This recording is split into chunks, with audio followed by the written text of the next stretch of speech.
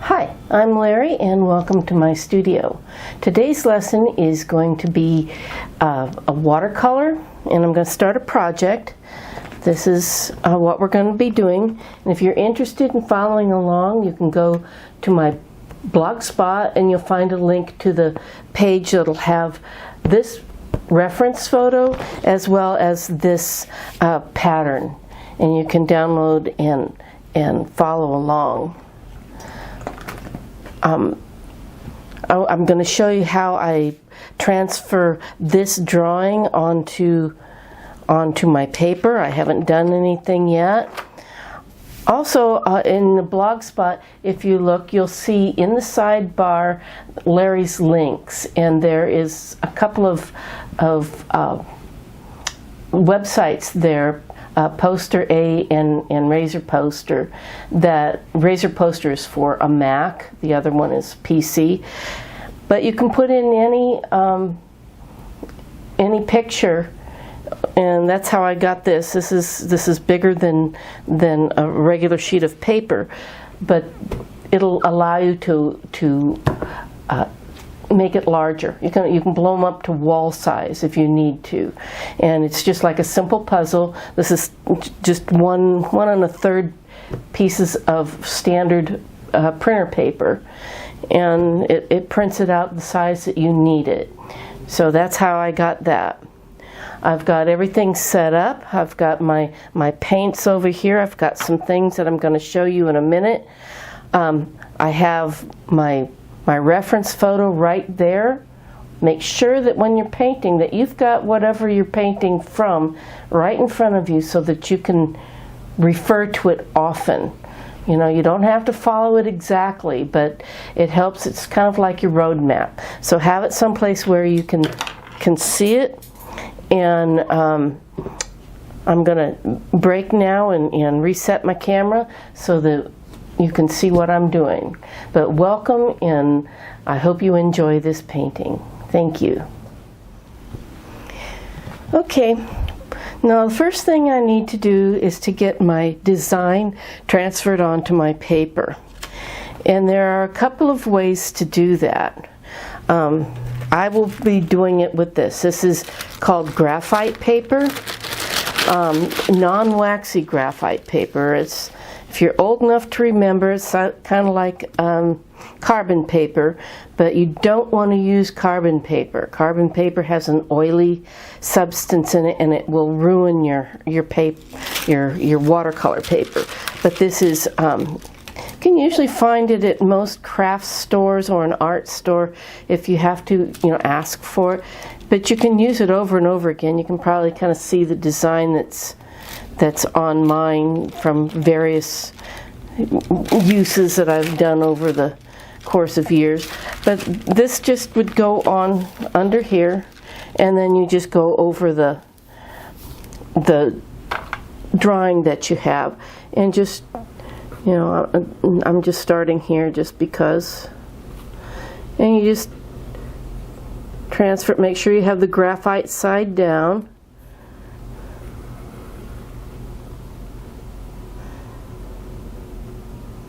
And just go over the lines. That's all you have to do.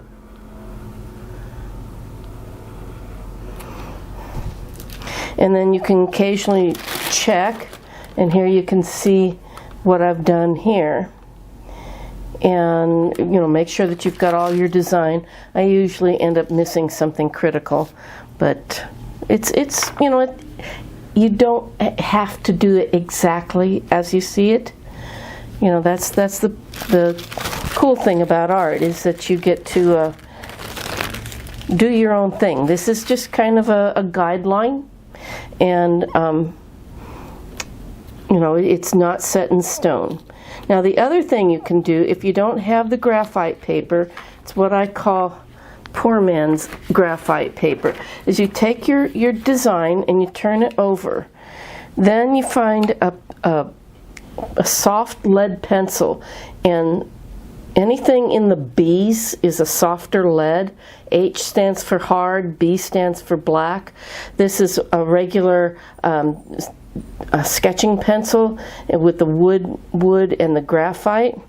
and they also have, these are all graphite pencils, so the whole thing is graphite.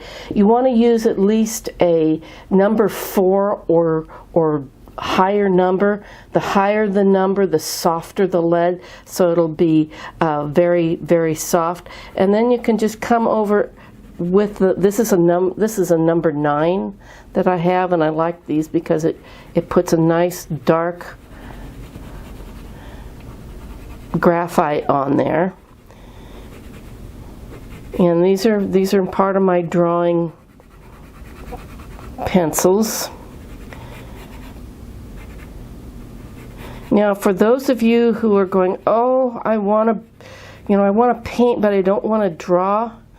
Well, particularly for watercolor, you really need to draw. The more you draw, the better you understand your subject. I didn't believe it either, and when I just started, I had to teach drawing, so I had to go and figure out how I was going to do that. I teach through the city, and they asked me if I could do it, and I go, yeah, sure, I can do that. And so I got out Drawing on the Right Side of the Brain by Betty Edwards, and just went through and followed it. I'm not going to do the whole thing because I'm going to use something else. And by the time I was done, not only did I have a better appreciation for drawing, I noticed in the coming months that my painting got a whole lot better. And now I will just paint or draw because I like it. I enjoy it. I've got a couple whole tablets and a sketchbook full. Okay, so now I'm just kind of putting this where I want it. I don't want this dead center. I want it a little bit lower.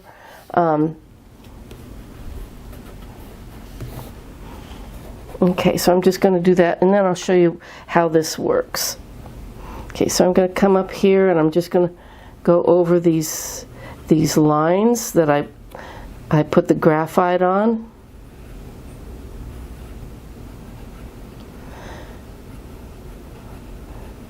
And this is just a suggestion down here where these grasses and stuff. But I want you to notice it's all uneven. Too many people want to make like little mounds and make it all nice and regular and everything. Well, nature is not regular. Nature is chaotic. And nobody goes out here and mows down the weeds or anything. And a lot of times that is where students will have problems because they've tried to regulate things. As human beings, we want everything in a nice order and in line with everything and same size, same shape. And then we wonder why our natural setting looks so weird. It just doesn't look natural. It looks like a park or something, because we as humans have gone in there and tried to make it look all nice and regular. Okay, so let's see. All right, you can see there where I've used this method with the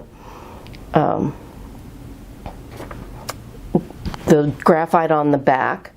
I'm going to break and do the rest of this so you don't have to watch me put in all these lines. But those are just two methods, and yes, you can draw on the paper itself.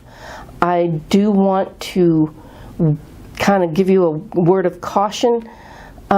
Be careful. Don't press real hard with your pencil because you can indent and damage the surface of the paper. Also, try not to erase. And if you do erase, use something that's soft. This is I got this up at the drugstore. It's just a soft white eraser rather than the pink ones. The pink ones have an abrasive in them.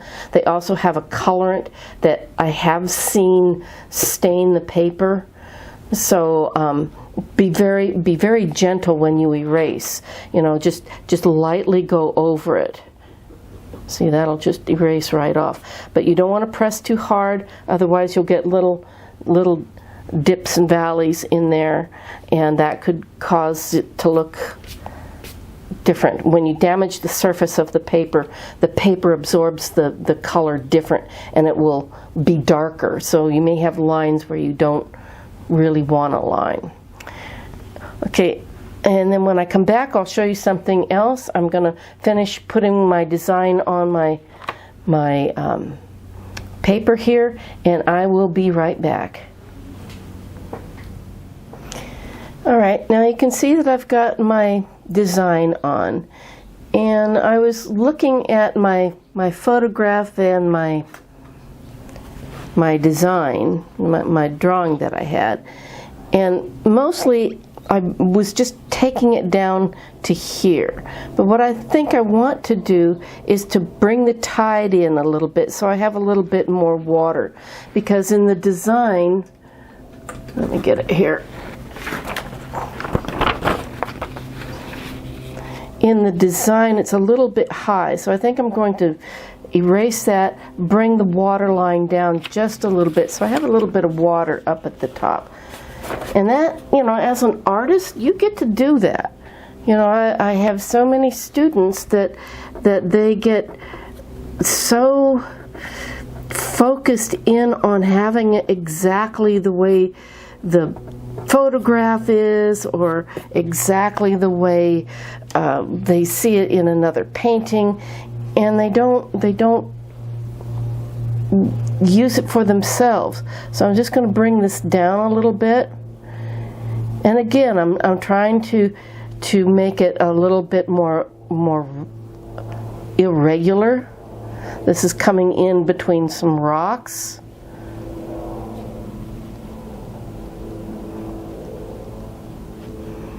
And because it's water, I want to try to keep these ellipses. These are called ellipses, these little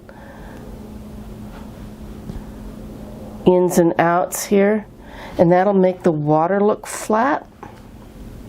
And I'll show you what to do here in a second. And it was something I just learned recently, and it blew me away. I use that graphite paper, so there's a little bit of graphite on there. I can just erase it. It's not going to hurt anything. It'll just kind of dissolve with the water. Now you're probably going, what is that blue stuff she put on there? Well, this blue stuff is a masking fluid. I use, this is called Peebo art gum, and I use the blue so that you can see it. When I'm painting on my own, I usually use clear masking fluid, because what the masking fluid does is that it protects the paper. So all of these areas here, if you look, are much lighter. But they're small, and they're very hard to paint around. If it's a big enough space, you can paint around them. But when you have little tiny things like that, you want to use something to protect. You can lift, but the lifting still leaves a little bit of color left. But what you'll need is either masking fluid or this art gum. And I use the blue because the blue doesn't look weird. Some of the masking fluid has orange or yellow colorant in it, and you'll notice that it all sinks to the bottom. Don't shake it. Actually, just don't shake it at all. Just use the stuff without the colorant in it. You'll eventually see where it is. But if you must, don't shake it, but tip it back and forth like this, so that you don't create bubbles, because it's a latex. So if you are latex sensitive, you may want to paint around or use gloves.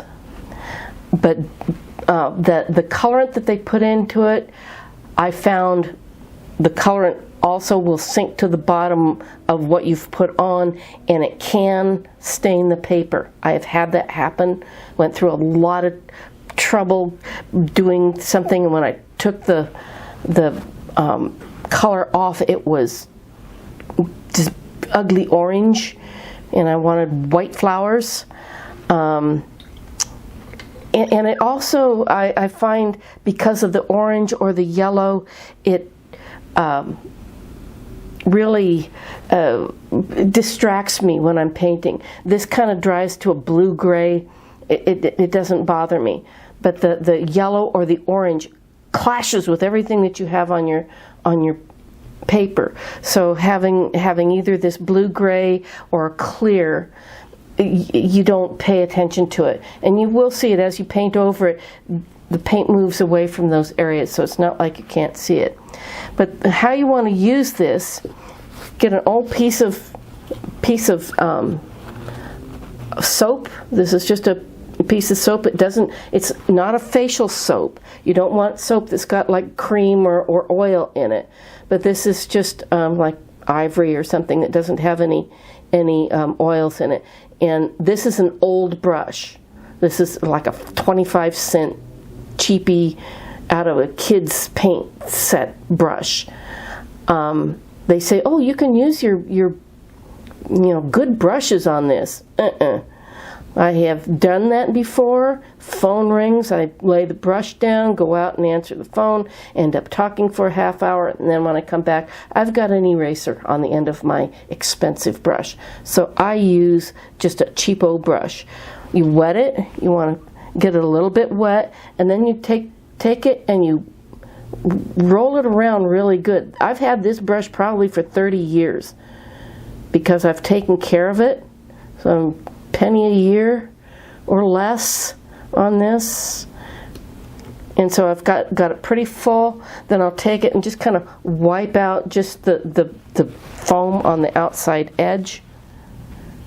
Then I'll come in and I will dip it into my masking fluid here, and then just go over the areas that are going to be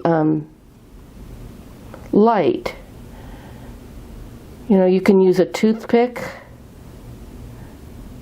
or the end of your brush to do some of the smaller, thinner areas. I've seen people use drawing pens.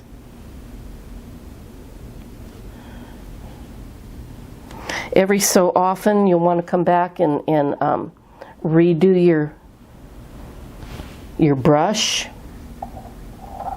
Rinse it out good and then re-soap it.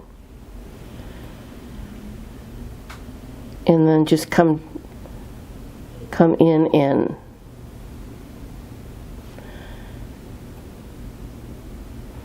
put your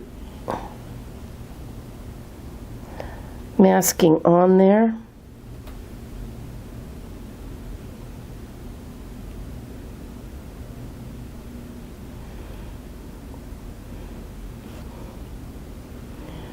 Let's see, and then this one has a little bit of light coming in between these two boards. Okay, now that is for that. Now these two are big enough, and I need to do something to them before I, paint them. So those I can paint around. Now up here on the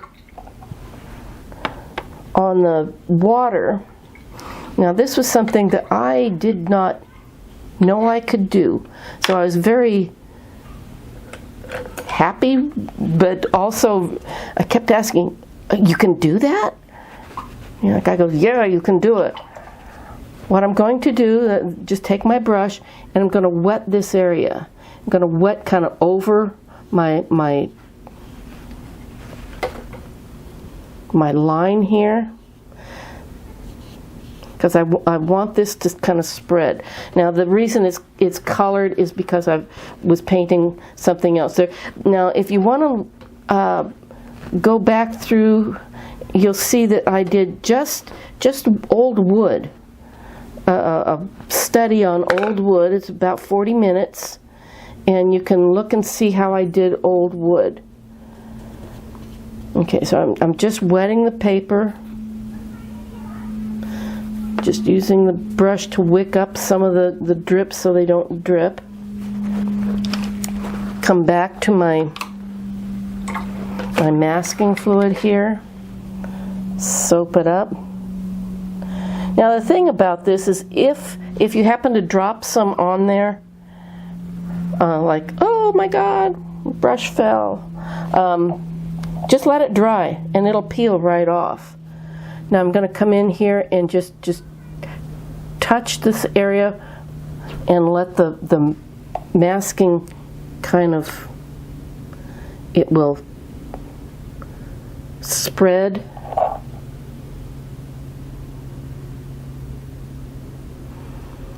And it'll give a more natural edge to the water.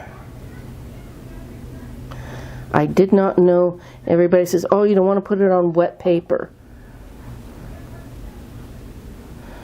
And then I saw this guy, and I go, how did you do that? And he said, well, I put it on wet paper.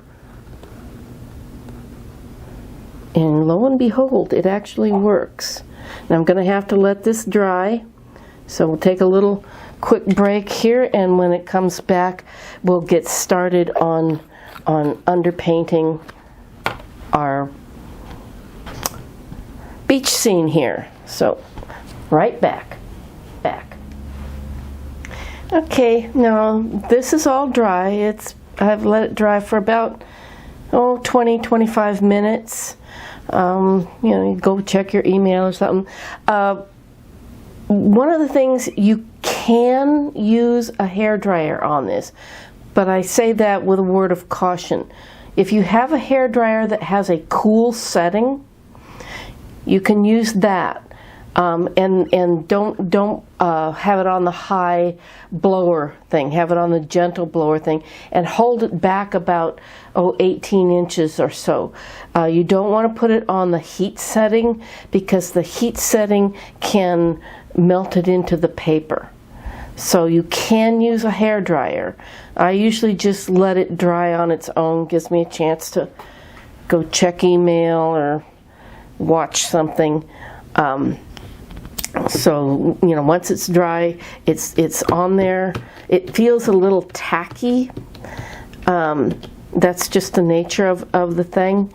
Now remember, I put this down here, as an accident, but it happens. You'll drop something off there. Just take my finger and just rolls right off. Now you can also, if you have a bunch of little stuff but you want to do some underpainting first, you underpaint it, with the lightest version of whatever, let it dry, and then come back with the masking and go over those areas so that you can just go ahead and paint. Now that's what I'm going to do now. So I'm just going to do the underpainting. I have my palette here. Okay, this is my palette. I've got my cool colors on one side and then warm colors on the other, and two mixing areas. I usually put the cool colors I'm mixing here and the warmer colors over there. Occasionally I'll have to mix them. I usually will mix the warmer colors into the cool side because it doesn't mess them up as much. Because warm colors tend to be a little bit lighter. Now if you're new to watercolor, get used to layering. It's not going to be something that happens immediately. You put in several layers or washes of color, and you start with your lightest version first, and then you work your way up to more intense or darker versions of it. So the intensity is the brightness or the vividness of a color, and then the lightness or darkness is the value of a color. But you need to work up to it. You kind of sneak up onto it. So what I'm going to do, I'm going to start here so I don't drag my hand through the paint, and I'm going to start. Now I've got a spray bottle here, and I've sprayed my paints before I got started here, so that they're ready to go. And I will be using the colors. If you go to my blog spot in the sidebar there, you will see an equipment list. And when I'm doing these or when I'm in class, I use the colors that are on that equipment list. So I'm using my ultramarine blue and a lot of water. Let me bring this over here. I don't want it to run too much, but I'm adding a lot of water because I want it kind of pale. Now I could wet this area first, but I think I will wet as I go, so I'll pick up a little bit of water, and I can paint right over that masking there. I want this light. This will end up being like the highlight part of the water.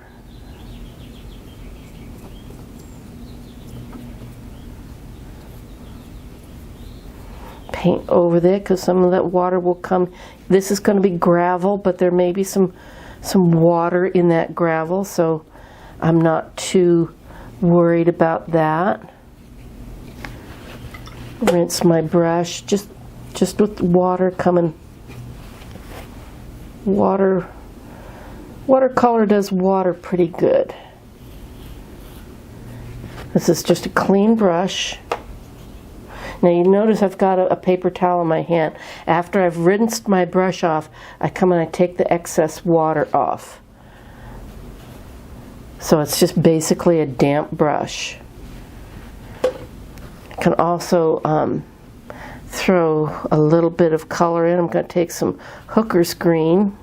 Hooker's green tends to be a cooler, bluer green than sap green.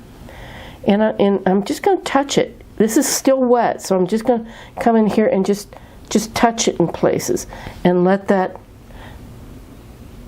blend together. I mean, if you look at water, once you become an artist, you start seeing things a little differently. But if you look at water, water is not, and you can see it a little bit even in the photograph. There's a little bit of green in that water. So I just put a little touch of that Hooker's green and let it dry. All right, but you will start seeing a lot of things that you didn't know were there. I'm going to pick up a little bit of burnt sienna and mix it into the blue that I had. Bring this over here. So it's my ultramarine blue and some burnt sienna. Makes a really nice gray. And water thins it out, makes it lighter. Now I'm going to come in, and this is where the rocks will be. Just paint right over that.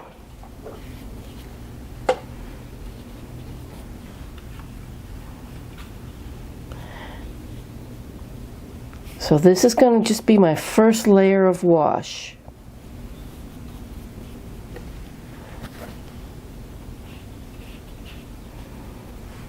You know, things always look a little bit strange as you're starting these things, and you can just kind of feel like, oh, I'm really screwing up, but you're not. The underpainting, which is what this is, always looks a little bit like you're heading in the wrong direction. But just hang in there and you'll see that it all works out. So I'm going to take a little bit of burnt sienna and a tiny touch of orange. Burnt sienna is a form of orange, but for this it's not quite orange enough. A lot of water. And then right down in here there is like a path. There's some dry dirt. There's a rock here that's kind of got that same color on it.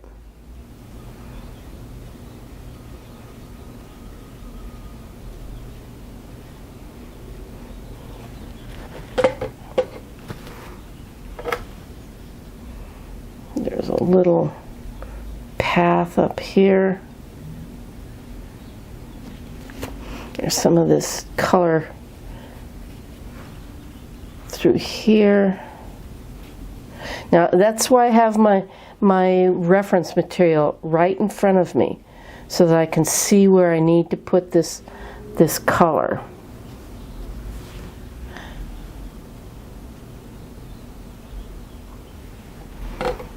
Actually, there's a little bit of gray dirt right up in here.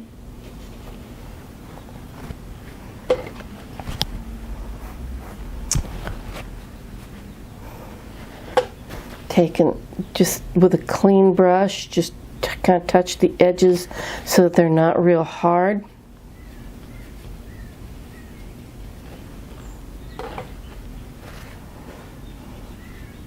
Take some of that Hooker's green. Just kind of come in here. This is underpainting for some of the plants.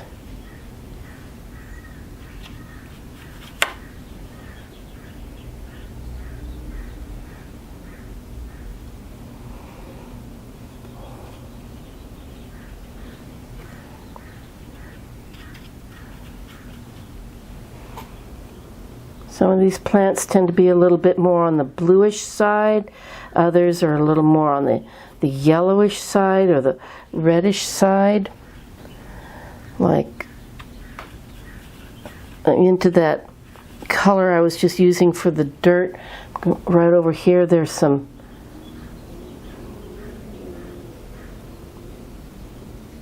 plants. I just added just a touch of cad red in there.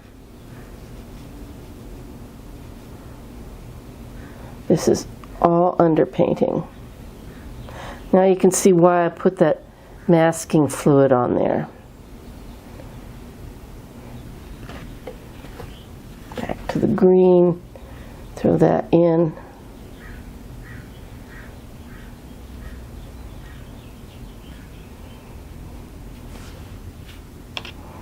Maybe add a little bit of the sap green over here.